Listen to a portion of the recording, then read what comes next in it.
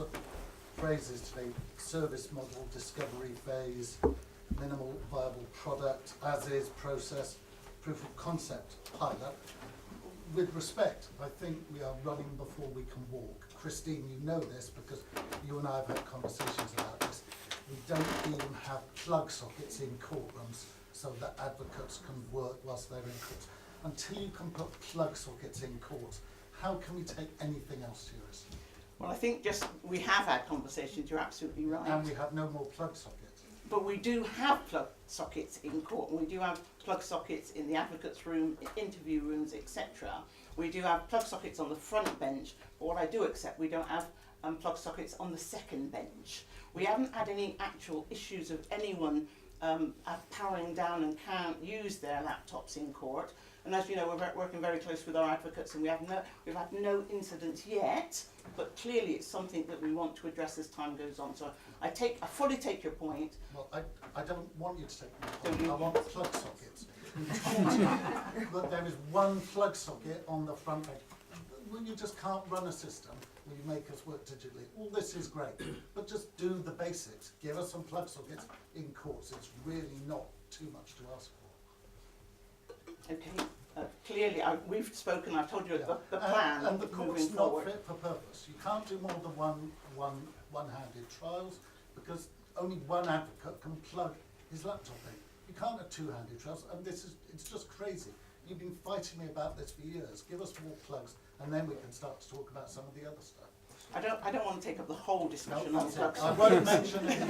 But it is important to say that we've had no issue with people not being able to use their laptops because people come with them fully charged. Well, Can I just say that's not true?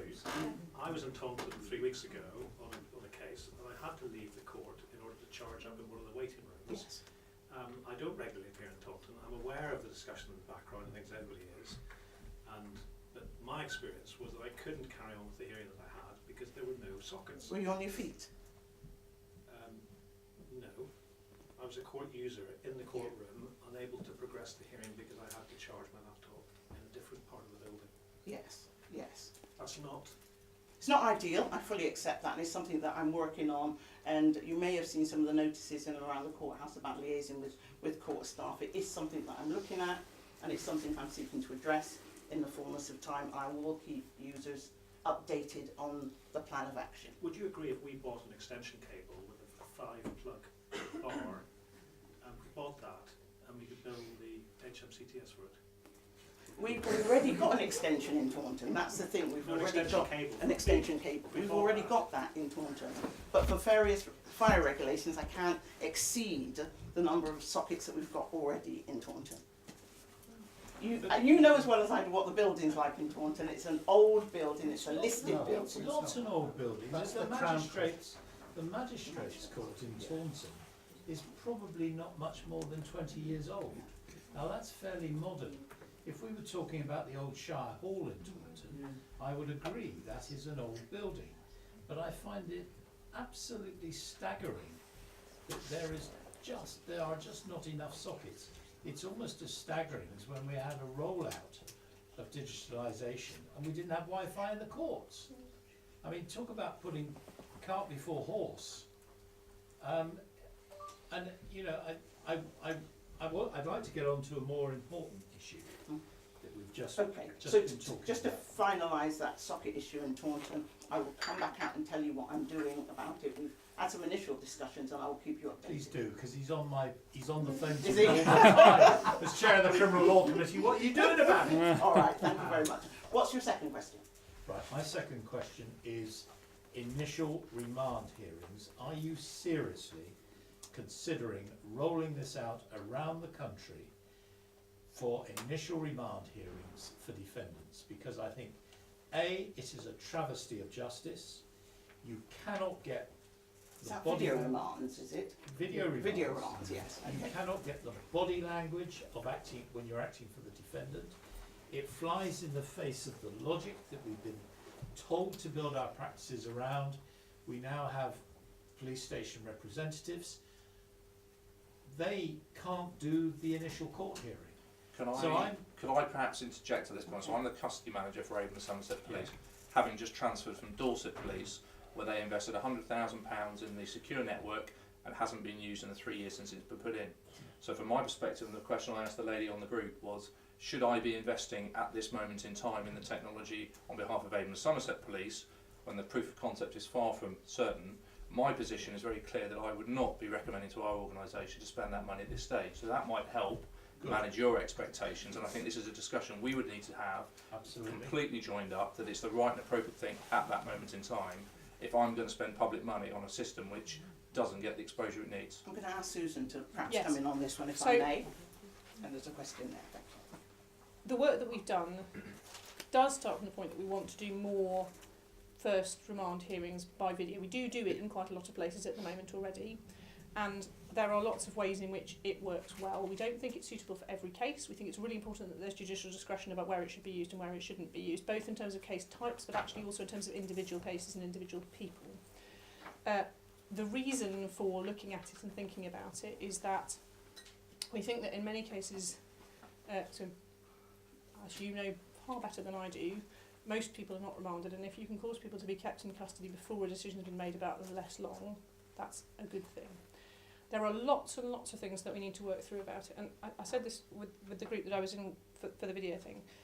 What I think we've done so far is we've taken the system as we run it at the moment, and we've sort of bolted some video hearings onto the side of it without really changing that much about how we work, and that's got things about it that I don't think are ideal. So I don't think we have always got early access to legal representation right for people appearing from the police station. I think that some of the technology is more stable than others. I think some of the police arrangements around it, so they're very, very variable. It's quite patchwork. It's grown up in a lot of different places around the country, and some of those police arrangements work better than others. There are some places where it really does work quite well. But what we haven't ever done is said, well, if we do want to do this, how do we really think about how we do it in the best possible way? And a big chunk of that for me is about better access to early legal advice. And actually, I genuinely think there are some opportunities there. For example, I know lots and lots of people will just take duty wherever they are, in the police station, in the court, but there are some people who go through our system repeatedly who have somebody who they want to represent them. Now, if that person can appear by video link, actually you can get the person you want to represent you from first hearing more readily than you can with the duty system if you're remanded and then brought on quickly. I'm not saying that's perfect, but I'm just saying there are some things here that we could make happen that I think would give better representation. I know that there are lots of concerns about the quality of the connection that you can have with somebody over a video link, and I think that's something that we need to really research, evaluate and understand, because people make a lot of statements about it that are not evidenced in both directions. So people say there's definitely no difference, and people say there's definitely a difference. And I think the answer to that is really good, robust evaluation of the early trials that we do of this. I've done quite a lot of work to try and look at whether we can draw evidence out of our system from the video remand hearings that we've done so far. To my disappointment, basically the legacy systems that we have in the magistrates court don't let me link case information with what's been done on a video link, or with which bit. So I've got a marker on that says video was used, but it doesn't tell me what for, and it's quite difficult to link to case information. So I've done a couple of things. I've said, when we look at all of the cases where video was used, can we tell any difference between outcomes for people in those cases from cases where video wasn't used? And the answer from my statisticians is there's no discernible difference, but they can't control for case type, and so that might be because different types of cases are being heard on the video from not. So I don't rely on that. Don't think that's right. But it's interesting that it's not showing a big disproportionality. I've tried, let's look at the areas where there's lots of video use and an area with a roughly similar caseload where there's less video use. And again, the answer from my statisticians is there is no discernible difference in outcomes, but it is not necessarily statistically robust because of the data we've got. And that means we need to do more work on the evaluation of this. But I want to just caution against people assuming that there is going to be a difference in quality, because I don't think we know that.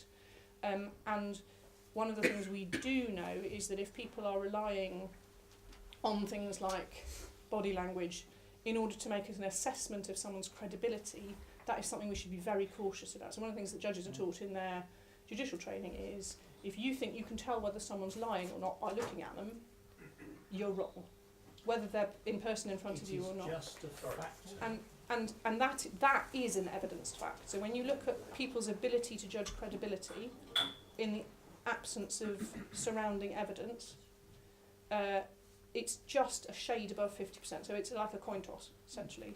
And so when I hear people say, oh, but you need to sort of be there to tell whether they're telling the truth, I actually worry about something entirely separate from video, if that makes sense. But, excuse me, I think we're missing the point. So can you just identify yourself for us? Sorry, Tony Mark, Defence Advocate. Thank you. I want to support Ian's observation and other observations that I've heard made tonight. And let me first of all say, there are some really good things that if they happen, and happen without problems, will be a great advantage. So let's not think we're all negative about this. yeah, no, I don't think that. But this is, we're dealing with here a fundamental issue, I think, with the extension of video links, because we all know that video hearings, if we're not careful, will come into at every level. It'll just be the tip of the iceberg. You're operating this under a heading which is Justice Matters. We're transforming the way we deliver justice because justice matters.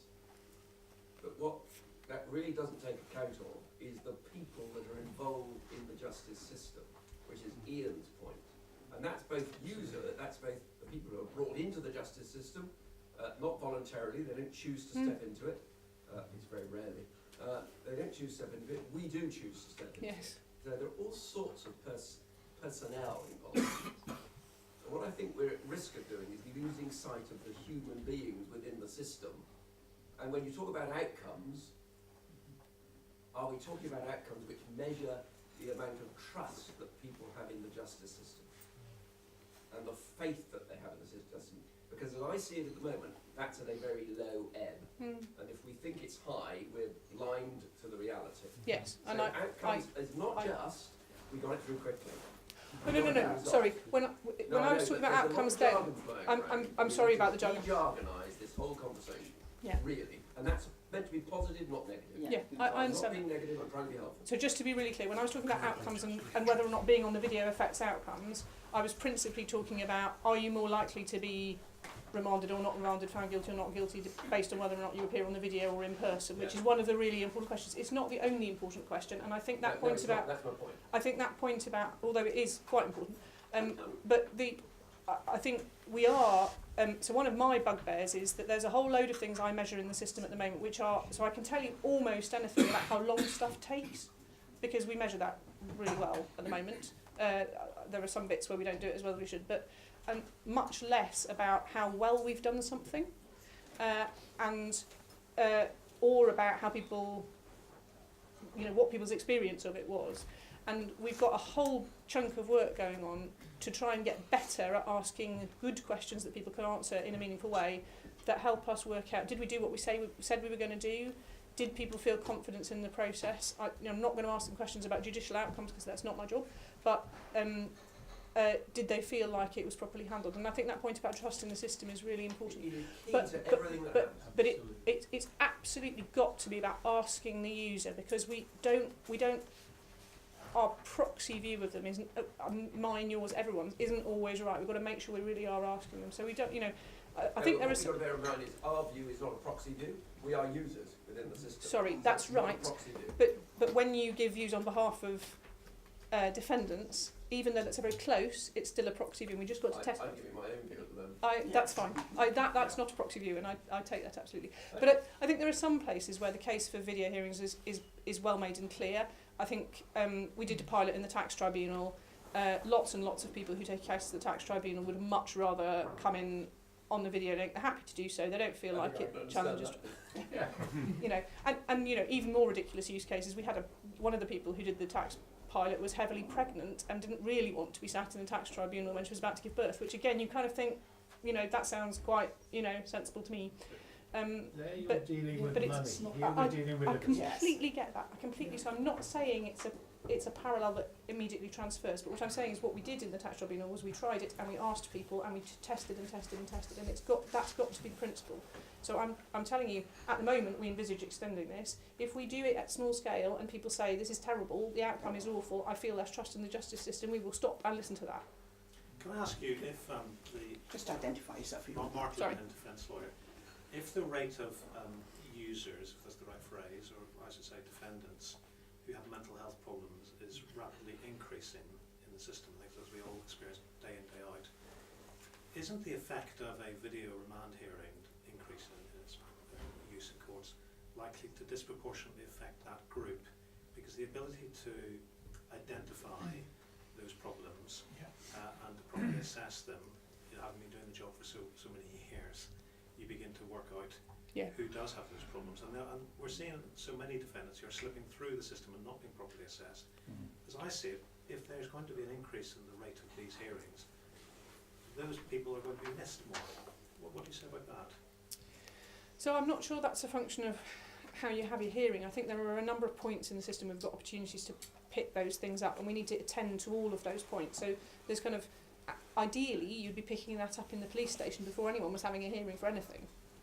Well, not necessarily, because we may not be at the police station.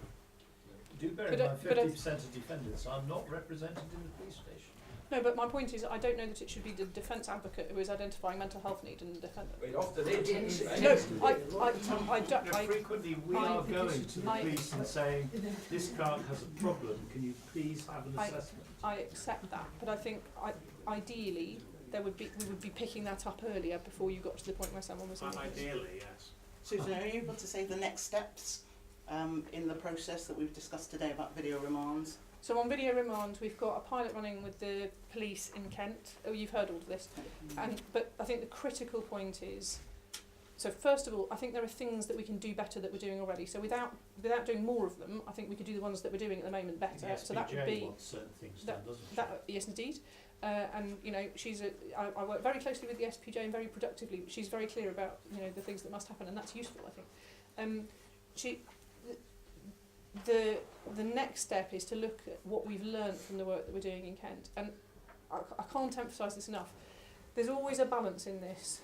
We've got to have enough of a sense of where we think you might get to so that it's intelligible, because if we literally just went, look, we're trying a lot of things and we'll see what happens, that's not a very helpful thing for people to be able to respond to, or for us to be able to persuade the Treasury to put money into, or any of those things. So you have to have a model that you say, kind of broadly speaking, we think it's roughly this shape and this is what we're going towards. But that can't ever mean we keep on barrelling towards it when the evidence tells us it's daft. So for me, it's about testing and learning and coming back round. Just identify. Yeah, Sorry. So we just talked about a whole bunch of issues that I'm really interested in. One was about safeguarding, one was about video link, and one was about trust, public trust in the system. So my research, I'm showing you, by the way, PhD researcher in the courtroom, summary justice.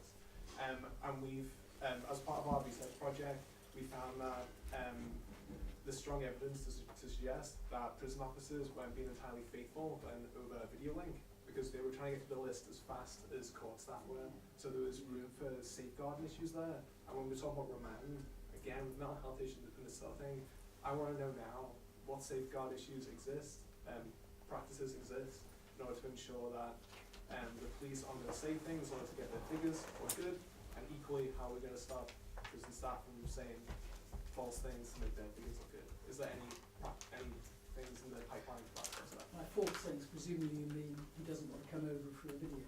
Yeah, so the typical thing was Or for example, you make 5 phone calls while someone's in custody, you get there and look at the record and there's not a single entry of those conversations. Or there's a discussion with the defendant saying, your solicitor's going to be another couple of hours, when they haven't even notified the solicitor they're going to be ready. Do you really want a solicitor at the interview? So I mean, I'm afraid we are very, very sceptical I understand. of police interaction on this. I think But I Rosie think mentioned earlier that some of that's about what you're measuring. So if all you're measuring is how quickly they get on and how many people do you put on the video link, then you are going to create a whole set of perverse incentives. But I think we should be actively trying to increase levels of early representation. I think if you start to put incentives like that in the system, you shift that a bit, for example. I don't see how this is going to improve the figures of early representation. I really don't. So I don't think this it's on going it. to work against I don't think this on its own does that. But I think what Alex and the team are doing through the so I think the other thing about this is not just about digital things or video things. It's about what's the process of how we work and how can we improve it around a set of different changes. And one of the things that we've been talking about quite a lot is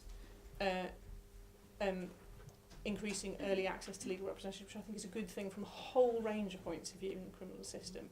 And I'm not saying this by magic does that. What I'm saying is we want to build in the things that do that as we work on this and make that more explicitly an aim which we start to test and measure. And I think I'm worried by what you say. I'd like to look at the research and try and make sure that we can build it into the work that's being done, because I think it's partly about auditable systems which make it harder to say the wrong thing. So some of the things you've seen about the systems that can communicate will make it much more difficult not to have written down that there's a phone call, because to some extent it'll just be caught in there. So the system that's being used in Medway, for example, kind of logs what's happened. But it's also about the incentives you're putting on people, and if all we measure is how fast it goes, then people will do at the margin, even where most people are of good intent, which I think they mostly are, people will do nuts things in order to try. So you've got to be clear about what are the thing. I'm not going to say the word outcomes again. What are the things that we really want that we can track and check that will help make sure we don't put those perverse incentives on people to do the Okay, so but I'd be really interested in are there other things that we should be building into what we're looking at that would help us get people in? If I can just, can I just briefly and then there's shut up. build on that? As Susan said, the technology is just one part of this. And actually, I had a conversation with the magistrate here earlier this evening on this point. It's a large part, but it's one part. There's a whole load of work we need to do and we are doing around process change, as Susan said, but also around culture and behaviours. And by just putting in place new technology, that doesn't necessarily, in and of itself, change the way people work. So if we're looking at early representation, or we're looking at earlier case preparation, early engagement of lawyers, there are other things that need to be done that may rely on better technology and better information sharing, or may rely on video links and those kinds of things. But we need to understand why people behave as they do in the system. What are the incentives that are working for defendants, that are working for defence lawyers, that are working on the police, such as the measures, and actually build a better view of why the system works as it does, and make sure that that is built in, the answers to that are built into the model, and then that we are working with everybody in the system to put in place, whether it's procedures or rules or changing incentive mechanisms around payment systems for legal aid, for example, that will drive the behaviours that we need, that can better take advantage of the technology. The technology is just a piece of this, it's not the entirety. So I said we'd come back to just identify yourself. Yes. I agree obviously entirely with all the human contact, but on a very practical basis, I'd be really concerned as well on confidentiality. Whether you like it or not, GeoAmey are at least more independent than the police, so there would be that issue. But there's also the practical issue of, you keep referring to early contact, and when we were talking earlier, that was, you might be able to get defendant out of custody sooner because they get bail, because they can be put in a list at 4 o'clock. On a practical basis, you've got to have the technology, you've got to have officers who have been able to move people in and out of court hearings, people in and out of consultations, but on top of that, we have lists that are absolutely chocker at the moment. And you have to have the ability to run the courts properly to be able to do that. So before we even talk about losing all the human contact and everything else, which I think is most important because they are people, you just haven't even got the infrastructure from the bottom to be able to put this into place with simple staffing issues and court hours. Obtaining IDPC in the close. Obtaining IDPC. The CPS office shuts at 5 o'clock or 4:30, or people start going down on flexi at 4 o'clock. And there's no staff to access that. So we also looked at the IDPC work that was in Leanne's group, and actually there was a lot of good feedback from advocates in relation to that group.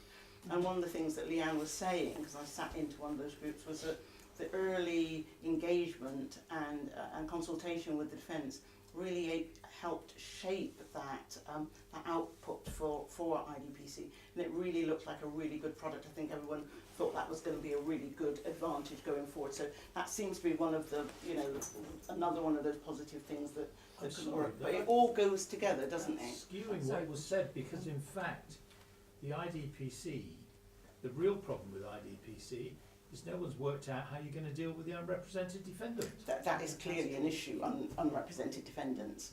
But clearly what we were talking about there, Leanne, and I don't know if you want to come in about unrepresented defendants, was just around where they are represented, how much quickly you could get access to the IDPC, and actually it was a bit of process change as well, because we were talking about more than one advocate being able to go in and all those sorts of things. But Leanne, did you want to come in? Just to say that the service that we built, it is for defence practitioners. Yes, it's accepted that those processes wouldn't work for unrepresented defenders, but we do know that there's existing problems for defence practitioners in getting the IDPC, and the whole thinking around that service is to make sure that defence practitioners can get it earlier, have earlier conversations with their clients, and hopefully that the right decisions are made around play in the next steps in the case. But that said, you know, there is some work to be done around unrepresented defendants, but as you've already heard, that's also a priority for the programme, is how to make sure the defendants are getting that early advice. So hopefully by doing that work, we'll eventually have less unrepresented defendants, so it's actually less of an issue of how to get materials to them. Because hopefully they'll have either had representation in the police station, representation at the remand hearing, or representation at the first hearing if they're appearing on bail. And I think that's a really positive goal to have. Just to very briefly just to make a comment on that, sorry for those who are trying to ask a question. Just on the point of unrepresented, I absolutely agree there are certainly unanswered questions at the moment around unrepresented. We're just initiating some work at the moment in the design team around doing user research on unrepresented defendants to actually better understand the reasons for being unrepresented, and you all may well understand them already, but then to work out what we need to do from a process point of view and from a system point of view to actually better cater for unrepresented defenders. So we're just starting that work at the moment. Thank you very much. Victoria Ellis, defence advocate. Just, I think going back to the video remand, one of the most terrifying comments I've heard this evening was the phrase, detention officers will keep the courts updated in real time as to what is happening with a defendant in custody.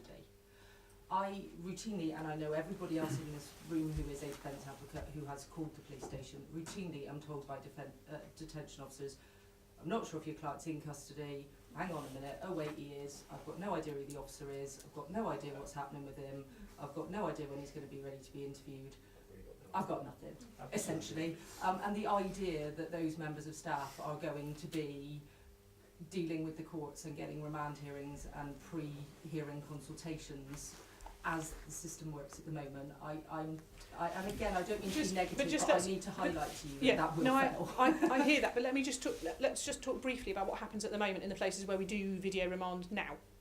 What happens at the moment is that somebody in the court, usually the usher, phones the detention officer about every 25 minutes to find out what's going on. And that may on occasion happen, but the dedicated line. But I think what was being said was there'll be a system that makes it a bit easier for the detention officer to say what's going on so that the court can see it immediately. Now, it may be that that's not always kept up to date. It may be that there are issues with that, but that's one of the things we're testing in Kent. And I think, you know, the sometimes,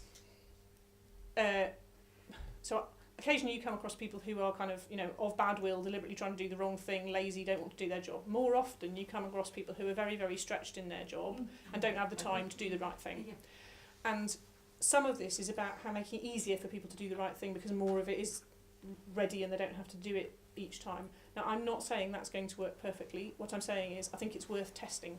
And that's what we're trying to do in Kent. And so it's not, compared to having to ring them up and ask them a different question every time about a different person, I think it might work better.